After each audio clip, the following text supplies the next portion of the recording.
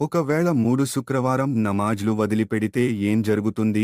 దైవ ప్రవక్త మహమ్మద్ సల్లల్లాహు అలైహి వసల్లం గారు ఇలా చెబుతున్నారు, ఎవరైతే ఏ ఇబ్బంది లేకుండా కావాలని 3 శుక్రవారం నమాజ్లు వదిలిపెడతారో వారికి అల్లాహ్ వారి గుండెపై సీలు వేచెదరు. దానివలన అతనికి చెప్పే ప్రతి మంచి మాట, మంచి నడవడిక వారి గుండెపై ప్రభావం చూపదు. ఒకవేళ అతనికి వ్యాధి వచ్చింది లేక అతను హాస్పిటల్లో అడ్మిట్ అయ్యి ఉన్నాడు, అప్పుడు అల్లాహ్ అతనిని క్షమించి వేస్తారు. కాని ఎవరైతే అతనికి ఏ వ్యాధి లేదు, చాలా ఆరోగ్యంగా ఉన్నాడు మరియు అతనికి ఏ ఇబ్బంది లేదు, కావాలనే 3 శుక్రవారం నమాజ్లు వదిలిపెట్టాడు మరియు 3 బాగాలేదు అని శుక్రవారం నమాజ్ కావాలని వదిలిపెడతారో వారికి అల్లాహ్ వారి గుండెపై సీలు వేస్తారు.